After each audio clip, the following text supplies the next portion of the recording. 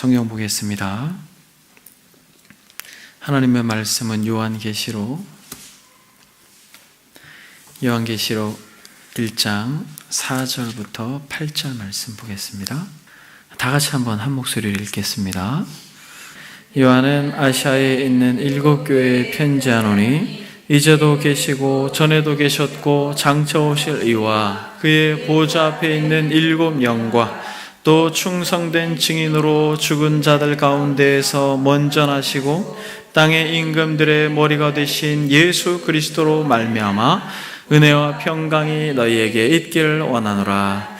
우리를 사랑하사 그의 피로 우리 죄에서 우리를 해방하시고 그의 아버지 하나님을 위하여 우리를 나라와 제사장으로 삼으신 그에게 영광과 능력이 세세토록 있기를 원하노라. 아멘.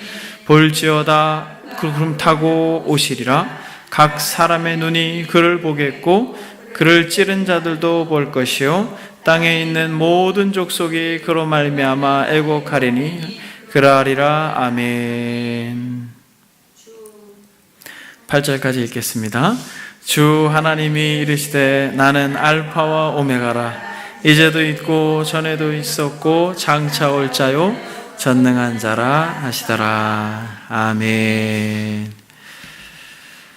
지난 시간에 우리는 혹시 제목을 기억하시는 분이 계십니까? 지난 시간의 말씀 제목 바로 3절 말씀, 이 예언의 말씀을 읽는 자와 듣는 자와 그 가운데 기록한 것을 지키는 자는 복이 있나니 때가 가까움이라. 그래서 지난주의 말씀은 복 있는 자가 누구인가?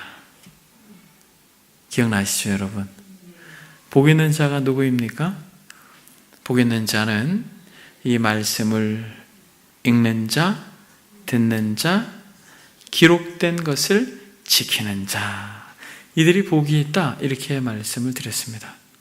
저와 여러분들은 복된 인생임을 믿습니다. 저와 여러분들이 지금 이 요한계시록을 읽고 또 듣고 또 이 말씀대로 의지를 가지고 끝까지 믿음을 지키는 인생이기에 저와 여러분들이 복된 자들임을 믿습니다. 저는 이 시간에 요한이 소아시아 7 교회에 인사의 글을 쓰면서 계속 은혜와 평강이 너희에게 있기를 원한다 라고 말한 이 메시지 속에서 이 은혜와 평강을 주는 주체가 하나님이시다라고 말씀드렸는데, 이들에게 은혜와 평강이 왜 하나님으로부터 임하는가? 그것은 바로 이 요한계시록을 기록할 이 당시의 역사의 주인이 바로 하나님이기 때문이다 라고 하는 것을 요한은 이렇게 기록하고 있습니다. 그래서 오늘 말씀은 제가 다음 주에도 한번 여쭤보겠습니다. 오늘 말씀 제목은 역사의 주인은 누구인가? 이것이 이번 주의 말씀입니다. 역사의 주인은 누구인가? 여러분, 초대교회에 이 글이 쓰여졌을 당시의 역사의 중심엔 누가 있었습니까? 그렇죠, 여러분. 이 글이 쓰여졌을 이 역사의 중심은 로마라고 하는 강대국이 이 역사의 중심에 있었습니다. 그래서 팍스 로마라고 해서 모든 길이 로마로 통한다, 이렇게 이야기를 했습니다. 세계의 중심이기 때문에 모든 이 길이 로마로 향하고 있다. 그래서 실제로 당시의 길들을 마차가 마음껏 달릴 수 있도록 큰 도를 평평하게 해서 길들을 정말 대로로 냈습니다. 그래서 이 당시에 고난받고 고통받고 그리스도를 주로 고백함으로 어려움을 당하고 있는 이들에게 이것은 되게 중요한 질문이었습니다. 이 역사의 주인이 누구인가? 이 역사의 중심에 누가 있는가? 여러분, 이것은 이 시대에 요한계시록을 읽는 소아시아 7 교회뿐만 아니라 저와 여러분들에게도 아주 중요한 질문임을 믿습니다. 여러분, 이 교회의 이 주인이 누구인가? 이 교회의 역사의 주인이 누구인가? 이 교회가 과거가 있었고 현재가 있고 앞으로 이 교회가 진행되어지는 데 있어서 이 역사의 주인이 누구인가? 라고 하는 이 질문은 굉장히 중요한 것입니다. 여러분 개개인도 마찬가지입니다. 여러분들의 가정의 역사 속에 그 역사의 주인이 누구인가? 여러분들이 개인의 인생의 여정 속에 그 역사의 주인이 누구인가라고 하는 이 질문 앞에 우리는 아주 정확하게 이 로마의 황제 그리고 이 강대국인 로마가 역사의 주인이 아니고 이 교회도 어떤 유력한 누군가가 목사가 주인이 아니고 그리고 여러분들이 개인의 가정의 역사 속에 주인이 여러분들이 아니라는 것을 이 시간 깨닫고 그 말씀으로 인하여서 이 초대교회 성도들이 누렸던 은혜를 그 평강을 우리가 같이 누릴 수 있기를 바랍니다. 정말 은혜와 평강이 어디로부터 오는가? 바로 이 역사의 주인이 누구인지를 알 때 온다는 것입니다. 이 예언의 말씀을 읽는 자와 듣는 자와 그 가운데 기록한 것을 지키는 자는 복이 있다. 때가 가까움인데 요한은 아시아에 있는 7교회에게 편지하노니 이제도 계시고 전에도 계셨고 장차 오시리와 그의 보좌 앞에 있는 7영과 또 충성된 증인으로 죽은 자들 가운데에서 먼저 나시고 땅의 임금들의 머리가 되신 예수 그리스도로 말미암아 은혜와 평강이 너희에게 있기를 원하노라. 여러분 은혜와 평강이 누구에게로부터 임한다라고 말합니까? 바로 역사의 주인이 하나님이시다. 그분으로 인하여 우리에게 은혜와 평강이 임한다. 로마의 황제가 역사의 주인이 아니라 유력한 어떠한 누군가가 주인이 아니라 바로 하나님이 주인이다 라고 하는 것 속에서 여러분 은혜가 임하는 것이에요. 그리고 거기에서부터 평강이 임하는 것입니다. 저도 마찬가지죠. 이 교회 공동체의 주인이 하나님이시고 전에도 계셨고 지금도 계시고 장차 오시리가 모든 것을 알고 계신 전능자께서 주인이라는 것을 우리가 신뢰하고 믿고 따를 때 여러분 우리 가운데 은혜와 평강이 임하는 것입니다. 우리가 하는 게 아니라는 것이에요. 우리는 그분을 의지하는 것이고 우리는 그분을 소망하는 것이죠. 가정도 마찬가지고 개인도 마찬가지라는 것입니다. 그래서 여러분 지금 요한 사도는 여느 서신서와는 다르게 이 은혜와 평강이 너에게 있을지어다라고 말하는 이 인사말이 굉장히 길어요, 여러분. 그래서 오늘은 이 역사의 주인이 하나님이시다라고 하는 것, 이것에 대해서 살펴보겠는데, 첫 번째, 여러분 역사의 주인이 하나님이라고 할 때 샬롬이 없었던 이 시대에 샬롬을 말할 수 있는 이 당당함이 역사의 주인이 하나님이라고 할 때 여러분 첫 번째 역사의 주인이 누구입니까? 성부 하나님이시다라고 말합니다. 여기서 보니까 7교회에 편지한다라고 말하면서 이제도 계시고 전에도 계셨고 장차 오실 이와 라고 말하고 있습니다. 여러분 지금 역사의 주인이다라고 아주 당당하게 선포하고 있는 것입니다. 지금도 계신다라는 것입니다. 지금 고통받고 있는 바로 여러분들의 그 현장 가운데 누가? 하나님이 계십니다 라고 말하는 것이에요. 어떤 하나님? 성부 하나님, 우주 만물을 창조하신 그 전능자께서 바로 역사의 한복판에 지금 있다라는 것입니다. 뭐라고 말합니까? 이제도 계시고, 여기서 이제라고 하는 것은 무엇이에요? 바로 지금이라는 것입니다. 바로 지금 물리적인 고통 가운데 신음하고 괴로워하는 이 현장 가운데에도 하나님께서 주인으로 이제도 계시고, 전에도라는 건 뭐예요? 과거죠. 그러면 장차 오시리라는 건 뭐예요? 미래까지. 과거, 현재, 미래를 다 통칭해서 그 역사의 주인으로 하나님께서 계신다라는 것입니다. 아멘. 여러분 이것이 우리가 믿어질 때 여러분이 지난 날들의 아픔에 대하여 조금 자유로울 수 있습니다. 요셉이 나를 이곳으로 보낸 분은 형님들이 아닙니다 라고 말했던 것처럼 자신의 주인, 자신의 어떤 이 역사의 히스토리, 인생의 히스토리에 주인이 하나님이시다라고 하는 것을 믿을 때 여러분 우리는 과거에 좀 자유로울 수 있습니다. 과거뿐만 아니라 현재, 미래에도 자유로울 수 있는 것이에요. 여러분들이 어떤 삶의 무게가 이 말씀으로 인해 조금 가벼워지기를 바랍니다. 그래서 여러분, 이제도 계시고 전에도 계셨고 장차 오실 이다라고 말할 때는 과거, 현재, 미래, 이 역사의 주인이다라고 말하는데, 이것은 구약에서 동일한 표현으로 모세에게 하셨던 하나님의 음성이 이렇습니다. 떨기나무 가운데에서 모세를 부르시고 자신을 계시하시면서 전에도 있었고 지금도 있고 앞으로도 있을, 이제도 있고 전에도 있었고 장차 오실 이라고 하는 시간을 초월해서 계신 분, 그렇게 하나님이 스스로 당신을 어떻게 칭하셨습니까? 나는 스스로 있는 자다, 이렇게 말합니다. 그래서 출애굽기 3장 14절에 보면 하나님이 모세에게 이르시되 나는 스스로 있는 자이니라. 또 이르시되 너는 이스라엘 자손에게 이같이 이르기를 스스로 있는 자가 나를 너희에게 보내셨다 하라. 무슨 말이에요?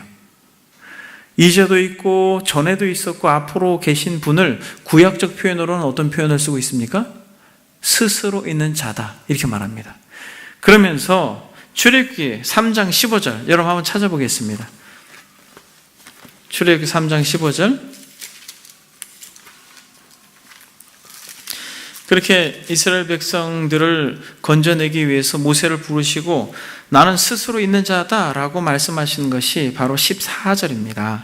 하나님 모세에게 이르시되 나는 스스로 있는 자이니라. 또 이르시되 너는 이스라엘 자손에게 이같이 이르라. 스스로 있는 자가 나를 너희에게 보내셨다 하라 라고 말하면서 이 스스로 있는 자, I am who I am이라고 하는 이 하나님의 명칭을 또 다르게 풀어서 이야기합니다. 15절에 하나님이 또 모세에게 이르시되 너는 이스라엘 자손에게 이같이 이르기를 너희 조상의 하나님 여호와 곧 아브라함의 하나님, 이삭의 하나님, 야곱의 하나님께서 나를 너희에게 보내셨다 하라. 이는 나의 영원한 이름이요 대대로 기억할 나의 칭언이라. 보세요 여러분, 지금 동일하게 스스로 계신 하나님을 어떻게 칭하고 있습니까?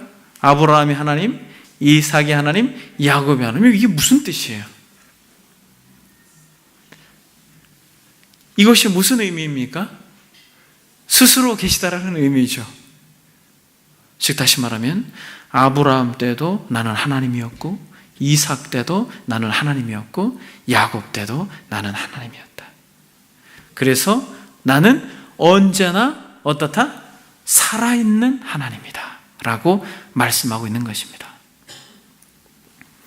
여러분, 이것은 굉장히 중요한 의미를 담아내고 있는 것입니다. 살아계신 하나님, 스스로 계신 분, 이제도 계시고 전에도 있었고 앞으로 장차 올 하나님이다 라고 말할 때는 나는 영원히 살아있는 하나님인데 어떤 하나님이다? 역사를 넘어서서 역사를 통치하시고 역사를 다스리는 하나님이다 라고 말씀하고 있는 것입니다. 그래서 여러분, 마태복음에 보게 되면 이 표현이 동일하게 나옵니다. 어떤 배경 속에서 이 표현이 나오냐면 사두개인이 부활을 믿지 않죠. 그래서 예수님을 시험하기 위해서 어떤 질문을 던집니까? 7 형제가 있었습니다. 그런데 이스라엘 이 법에 따라서 큰 아들, 그 아들과 결혼했는데 아들이 죽으면 둘째 아들이 죽으면 셋째 아들, 그렇게 해서 다 죽었습니다. 그래서 아내도 죽었어요. 그러면 부활하고 나서 어떻게 됩니까? 라고 물었을 때, 야, 너희들이 정말 아무것도 모르는구나. 하나님도 모르고 아무것도 모르는구나. 부활 후에는 장가가지 않는다 라고 말하면서 뭐라고 말하냐면 나는 아브라함의 하나님이요 이삭의 하나님이요 야곱의 하나님이로다 하신 것을 읽어보지 못하였느냐. 하나님은 죽은 자의 하나님이 아니요 살아있는 자의 하나님이시니라. 아멘. 이러면서 살아계신 하나님에 대해서 이야기하면서 무엇을 말씀하고 계십니까? 그분은 살아계셔서 이 땅에서 뿐만 아니라 죽음 넘어서 부활의 영광스러운 나라에서도 그분은 영원한 통치자로 영원한 주권자로 그렇게 역사하실 것이다 라고 말씀하시는 것입니다. 그러면서 이 아브라함과 이삭과 야곱이라고 하는 이 표현 속에서 우리는 한 가지 놓치지 말아야 될 게 여호와로다 이렇게 이야기하잖아요. 이제도 계시고 전에도 계시고 장차 오시리인데 그분이 언약의 하나님이라는 것이에요. 여호와라고 하는 것은. 이것은 무슨 말이냐면 아브라함에게 약속을 했습니다. 너의 후손으로 말미암아 하늘의 별처럼 모래같이 많게 할 것이다 라고 이야기했죠. 그러므로 전혀 출생할 수 없는 그 상황 가운데 경수가 끊긴 아내를 통하여서 그 늙은 아브라함이 이삭을 낳습니다. 그리고 야곱을 낳고 야곱으로 인하여 12아들을 낳죠. 그리고 요셉이라고 하는 사람을 일찍이 하나님께서 택하셔서 고난 가운데 두셨지만 애굽 땅으로 보내셔서 거기서 높은 자리에 있게 하고 그것으로 이스라엘 백성들을 애굽에 정착시키죠. 정착시키고 하나님께서 그것을 모태로 해서 장정만 60만, 200만이라고 하는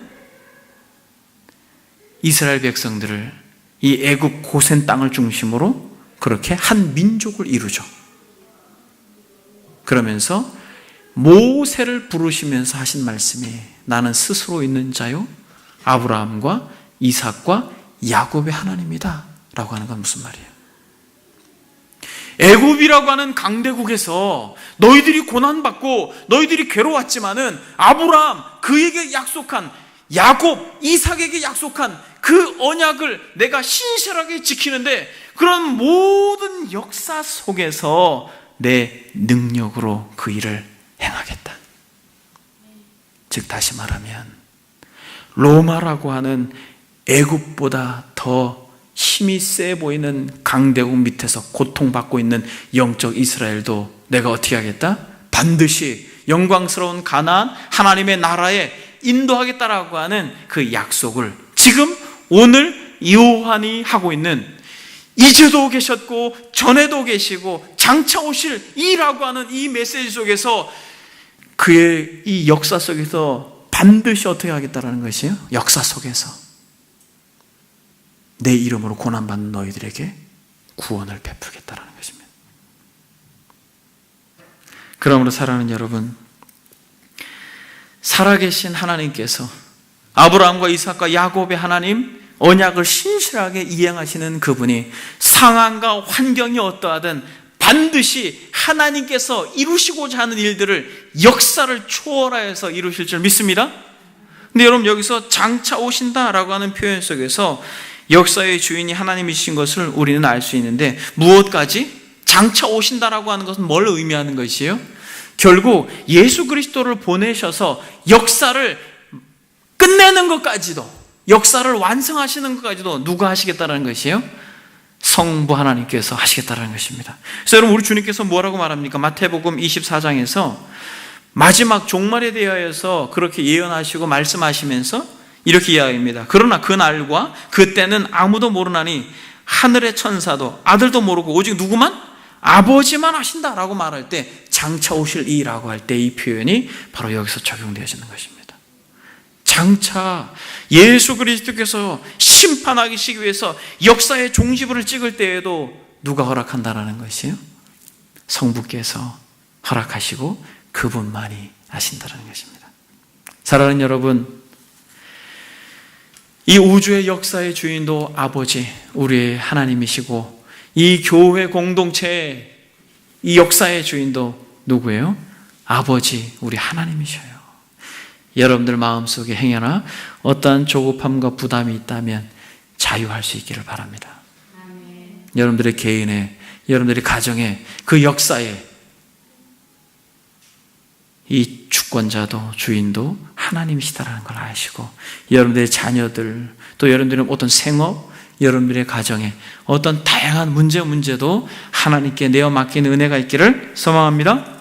그러므로 역사의 주인이 하나님이시다라고 말하는 것, 그것은 오늘 요한계시록에서 이제도 계시고 전에도 계시고 장차 오실 이라고 하는 이 말씀 속에서 성부 하나님이 바로 역사를 초월하여서 그 역사의 주인으로 계신다라고 하는 것을 말씀합니다. 이것이 정말 믿어졌다면, 이것이 진실로 믿어졌다면 당시의 역사의 주인이 로마가 아니고 살아계신 하나님이다라고 하는 것을 이들이 믿었다면 이들에게 샬롬이 임할 것입니다. 그래서 은혜와 평강이 너희에게 있을지어다. 여러분들에게도 이 은혜와 평강이 있기를 바랍니다. 그럼 여러분 두 번째로 성부 하나님이 어떤 분이신가라고 하는 것을 요한이 고백했다면, 두 번째 여러분, 성령 하나님이 어떤 분이신가, 역사 속에 개입하셔서 역사를 창조하시고 이 역사를 다스리시고 아주 구체적으로 역사에 개입하셔서 역사를 완성하시는 분이다라고 말하는 것입니다. 바로 이 표현이. 보겠습니다. 여러분, 성경을 한번 보겠습니다. 4절 같이 읽겠습니다. 시작. 요한계시록 1장 4절 시작. 요한은 아시아에 있는 7교회에 편지하노니 이제도 계시고 전에도 계셨고 장차 오실 이와 그의 보호자 앞에 있는 7 영과. 아멘. 여러분, 뭐라고 말합니까? 실제로 역사를 초월해서 역사의 주인으로 계신 분이 성부 하나님이면 역사에 개입하셔서 아주 구체적으로 완벽하게 역사를 통치하시고 다스리시는 분이 누구라는 것이에요? 성령님이라는 것이에요. 여러분 믿습니까? 이 공동체에도 어떤 것 하나도, 우리의 코에 호흡마저도, 또 모든 것마저도 여러분 정말 아주 작은 것, 창고를 만드는 것까지, 아주 작은 것 하나까지 성령께서 그의 완벽한 지혜와 지식의 능력으로 개입하셔서 이 공동체를 운행하고 계심을 믿습니다. 그렇듯 역사뿐만 아니라 개인뿐만 아니라 교회 공동체뿐만 아니라 아주 구체적으로 세밀하게 우리가 미처 생각할 수 없는 영역까지도 성령께서 그렇게 역사하신다라는 것이에요. 어떤 사람은 그렇게 이야기합니다. 어찌 이것을 성령이라고 말할 수 있느냐? 7 영이라고 했는데 이것은 7 천사다. 여러분 이렇게 해석하는 사람도 있어요. 그러나 분명하게 여기서 말하고 있는 그 보좌 앞에 있는 7 영은 바로 성령 하나님을 말씀하고 있습니다. 여러분 성경을 한번 찾아보겠습니다. 이사야 11장 1절 2절. 이사야 선지자는 미리 성령께서 조명해 주셔서 이 말씀을 예언하고 있는 말씀이 11장 1절 2절 한번 읽겠습니다. 시작. 이새의 줄기에서 한 싹이 나며 그 뿌리에서 한 가지가 나서 결실할 것이요. 2절.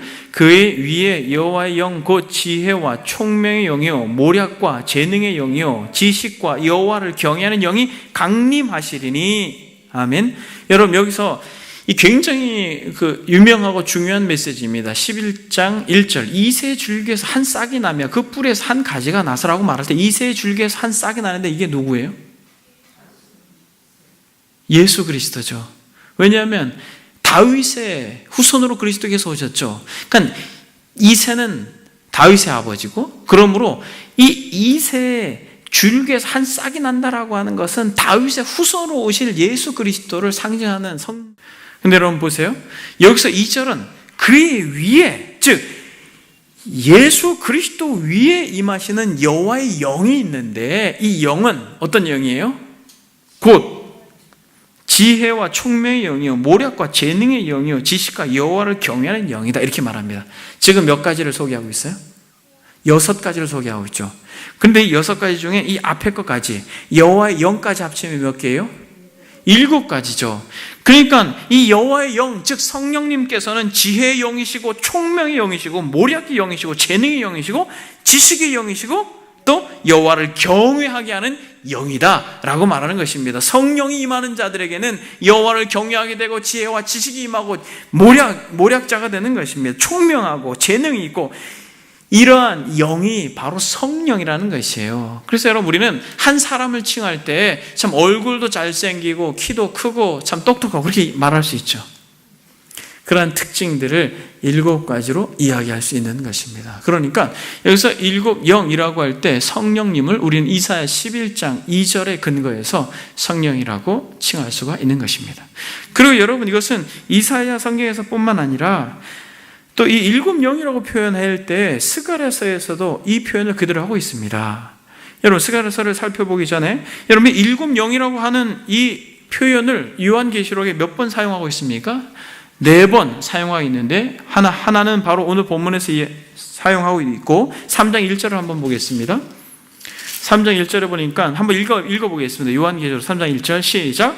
4대 교회의 사자에게 편지하라. 하나님의 7 영과 7 뼈를 가진 이가 이르시되 내가 내 행위를 아노니 내가 살았다 하는 이름을 가졌으나 죽은 자로다. 이렇게 이야기하고 있죠. 그리고 4장 5절 한번 보겠습니다. 4장 5절 읽겠습니다. 시작. 보좌로부터 번개와 음성과 우레소리가 나고 보좌 앞에 켠 등불 7이 있으니 이는 하나님의 7영이라. 7영이 또 표현되어 있습니다. 5장 6절 여러분들 읽겠습니다. 시작. 내가 또 보니 보좌와 내 생물과 장로들 사이에 한 어린 양이 서 있는데 일찍이 죽임을 당한 것 같더라. 그에게 7뿔과 7눈이 있으니 이 눈들은 온 땅에 보내심을 받은 하나님의 7영이라다. 이렇게 이야기하고 있습니다. 그렇죠? 그러니까 여러분 한번 보십시오. 여기서 4장 5절에 보게 되니까 7등이 뭐라고 말합니까? 이 7등불이. 그러니까 7영이라는 것이죠. 그럼 5장 6절 한번 보십시오. 여기서는 7뿔이 뭐라는 것이에요? 7뿔과 7눈이 있으니 이 눈들은 온 땅에 보내심을 받은 하나님의 뭐다? 7영이라. 7뿔, 7눈, 또 7등불, 이것이 다 뭐라는 것이에요? 7영이라는 것입니다. 그렇죠? 여러분 한번 스갈에서 4장을 한번 보겠습니다. 스갈에서 4장에 보게 되면 승금 등잔 때와 두 감람나무 환상이 나옵니다. 여기서 보게 되면 4장 4절에 보니까 이렇게 말합니다. 내게 말하는 천사가 뭐로 이르되 내 주여 이것들이 무엇이니까 하니. 이것들이 무엇이니까 라고 말할 때 이것들이 뭐예요 여러분? 2절 보니까 그가 내게 묻되 내가 무엇을 보느냐. 내가 대답하되 내가 보는 순금 등잔대가 있는데 그 위에는 기름그릇이 있고 또 그 기름그릇 위에 7등잔이 있으며 그 기름그릇 위에 있는 등잔을 위에서 7관이 있고 그 등잔대 곁에 두 감람나무가 있는데 하나는 그 기름그릇 오른쪽에 있고 하나는 그 왼쪽에 있나이다 하고 내게 말하는 천사에게 물었습니다. 여러분 내 주여 그것들이 무엇입니까? 이렇게 묻습니다. 이것들이 무엇입니까? 이렇게 묻습니다. 11절을 한번 보겠습니다. 내가 그에게 물어 이르되 등잔대 좌우에 두 감람나무는 무슨 뜻입니까? 지금 물었죠. 뭘 묻는 것이에요? 7등잔이 무엇이고 또 이 두 감람나무는 뭡니까? 이렇게 물은 거예요. 뭐라고 대답합니까? 10절에 보니까 작은 일의 날이라고 멸시하는 자가 누구냐? 사람들이 스룹바벨의 손에 다림줄이 있음을 보고 기뻐하리라. 이 7은 온 세상에 두루다니는 여호와의 눈이라 라고 말하죠. 여호와의 눈이라 그렇게 이야기합니다. 여러분 여호와의 눈이 요한계시록에서는 뭐라고 말했습니까? 7영이라고 했죠. 14절 여러분 한번 보겠습니다. 그러니까 두 감람나무는 무엇이에요? 이르시되 이는 기름 부음 받은 자 둘이니. 여기서 기름 부음 받은 자 둘이라고 이야기합니다. 여기서 기름 부음 받은 자 둘은 누구입니까? 바로 스룹바벨과 대제사장 여호수아, 즉 성전을 건축한 이들의 기름 부음 받은 자, 이 두 사람을 이 역사 속에서 이야기를 하는 것입니다. 그렇다면 여러분 여기서 6절을 한번 보겠습니다. 6절 같이 한번 읽겠습니다. 시작. 그가 내게 대답하여 이르되 여호와께서 스룹바벨에게 하신 말씀이 이러하니라. 만군의 여호와께서 말씀하시되 이는 힘으로 되지 아니하며 능력으로 되지 아니하고 오직 나의 영으로 되느니라 라고 말하면서 여기서 7등잔 또 7눈 7뿔 이런 모든 것들은 다 7영을 상징하는데 이 7영이 뭘 말한다는 것이에요? 나의 힘으로 되지 아니하고 오직 능력으로 되지 아니하고 오직 무엇으로? 나의 영으로 된다라고 말하면서 이 스룹바벨의 환상 가운데에서도 이 7영이라 즉 성령이라 칭하고 있는 것을 우리가 보게 됩니다. 그래서 여러분 여기서 중요한 것은 성전을 완성할 것을 말하지만 스룹바벨과 여호수아를 통하여서 성전을 완성할 것을 말하지만은 결국 이것은 무엇에 대한 예표예요? 하나님께서 성령으로 말미암아 완성될 하나님의 나라에 대한 예표입니다. 그래서 7영과 7눈과 7뿔 7등대 이거는 모두 다 무엇을 상징한다는 것이에요?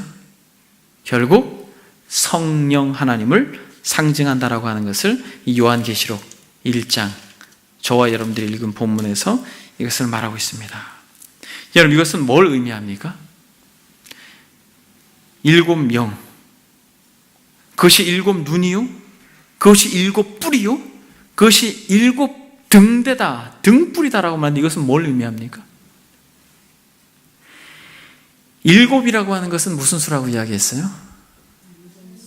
완전수. 또 승리의 수.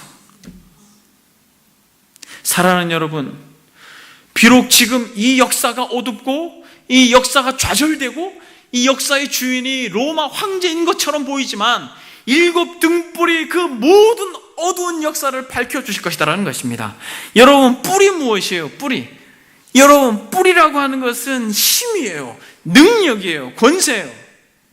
소에 뿔이 있으면 들이받을 때 뭘로 받아요? 뿔로 받죠. 힘을 상징하는 것입니다. 결국 성령께서 그 하늘의 능력과 권세로 결국 역사를 주관하실 것이다라고 하는 것을 말씀하고 있는 것입니다. 여러분, 7눈은 무엇이에요? 비록 고통하고 괴롭고 힘들고 그렇게 암울하게 있지만은 하나님께서 어떻게 하신다는 것입니까? 영으로 완벽하게, 완전하게 모든 것을 보고 지켜보고 다 알고 계시다라는 것이에요. 여러분, 이것은 이 시대의 역사뿐만 아니라 우리의 개인의 역사도, 여러분들의 마음도, 이 공동체의 모든 구석구석 은밀해서 마치 모를 것 같은 아주 작은 것까지도 전능자께서 그의 영으로 완벽하게 7눈으로 환히 지켜보고 계시다라는 거예요. 사랑하는 여러분, 이런 완전수, 승리의 수 7영께서 역사에 운행하고 계시고 마치 창세기에 그렇게 혼동의 땅을 친히 운행하셔서 질서 있게 다스렸던 것처럼 여전히 성령께서 역사의 주인으로 지금도 어그러지고 뒤틀린 모든 교회사 가운데 여전히 그분이 인도하고 계심을 믿습니다. 여러분, 우리가 그것을 믿을 때 우리의 심령 가운데 샬롬이 임하는 것이에요. 은혜와 평강이 임하는 것입니다. 여러분, 우리가 눈을 들어 정말 한국교회의 현실을 보십시오. 어그러지고 질서가 무너진, 마치 하나님이 없는 것처럼 보이는 이 세대 가운데 여전히 하나님께서 7영으로, 7눈으로, 7뿔로, 7등불로 역사를 밝힐 뿐만 아니라 교회사 가운데 여전히 주권자로 계심을 우리가 믿고 소망해야 될 줄 알아야 할 것입니다. 그래요, 여러분. 그러면 예수 그리스도, 지금 성부, 그분은 역사를 초월해서 역사의 주관자로 계시는 분이에요. 성령님께서는 역사에 개입하셔서 완벽하게 통치하시는 분이에요. 그러면 성자 예수님은, 여러분, 지금 순서가 조금 이상하죠? 원래 성부, 성자, 성령이어야 되는데 지금 성부, 성령, 성자죠. 여러분, 왜 그랬을까요? 여러 해석이 있습니다만 성자 예수님에 대해서 정말 많은 이야기를 하고 싶어서 그래요. 앞으로 다 성자 예수님에 대한 이야기입니다. 보십시오, 여러분. 5절에 보니까 또 충성된 증인으로 죽은 자들 가운데에서 먼저 나시고 땅의 임금들의 머리가 되신 예수 그리스도 말미암아 은혜와 평강이 너에게 있기를 원하노라. 우리를 사랑하사 그의 피로 우리 죄에서 우리를 해방하시어 그의 아버지 하나님을 위하여 우리를 나라와 제사장으로 삼으신 그에게 영광과 능력의 세수도 있기를 원하노라. 아멘. 볼지어다 그가 구름 타고 오시리라. 각 사람의 눈이 그를 보겠고 그를 찌른 자들도 볼 것이요 땅에 있는 모든 족속이 그로 말미암아 애곡하리니 그러하리라. 아멘. 그래서 여러분, 정말 많은 분량을 할애해서 예수 그 영광을 노래하기 위해서 그렇게 순서를 뒤로 했다라고 볼 수 있는 것입니다. 그래서 여러분, 지금 다시 그리스도의 그 영광의 이 의미들을 살펴보면 처음부터 다시 말씀을 전해야 되는 것이죠. 그런데 여러분, 오늘은 이 역사의 주인이 누구인가라고 말하는 이 주제에 근거해서만 그리스도를 잠시 소개하고 말씀을 정리하겠습니다. 여러분, 그리스도가 역사의 어떤 부분으로 등장합니까? 성부 하나님은 역사를 초월하여서 전에도 계셨고 지금도 계시고 앞으로도 장차 오실 이로써 역사를 초월하여서 역사를 주관하시는 주권자라면 성령께서는 역사에 개입하셔서 아주 구체적으로 아주 사소한 것까지 그분이 관여하셔서 그의 지혜로 그의 권능으로 통치하고 계시다면 그리스도는 하나님 보호자 우편에 계셔서 역사의 심판자로 역사의 마지막을 장식할 자로 그분이 반드시 오신다라는 것입니다. 7절을 여러분 한번 같이 읽어보겠습니다. 시작. 볼지어다 그가 구름 타고 오시리라. 각 사람의 눈이 그를 보겠고 그를 찌른 자들도 볼 것이요 땅에 있는 모든 족속이 그로 말미암아 애곡하리니 그러하리라. 아멘. 사랑하는 여러분, 역사가 진행되어지고 있는 것은 이 날을 위해서 진행되어지고 있는 것입니다. 역사가 진행되어지고 있는 것은 하나님의 사랑의 근거에서 그 긍휼의 오래 참으심으로 말미암아 한 영혼을 더 살리기 위해서 역사를 진행하고 있고, 이 역사가 마지막 때에 반드시 그리스도께서 오셔서 산자와 죽은 자를 심판하실 것입니다. 사랑하는 여러분, 우리 개인의 역사의 마지막이 있듯이 이 우주의 역사에 종말이 있다는 걸 우리가 알고, 종말은 두려운 날이 아니에요. 여러분, 요한계시록이 참으로 소아시아 7교회를 향하여서 은혜와 평강을 말하고 있는 것처럼 이 요한계시록은 두려움의 메시지가 아니라 이 땅을 나그네와 같이 행인으로 하나님의 나라를 소망하며 살아가는 진정 그리스도인들에게 소망의 메시지가 됨을 믿습니다. 예수 그리스도께서 반드시 오실 것입니다.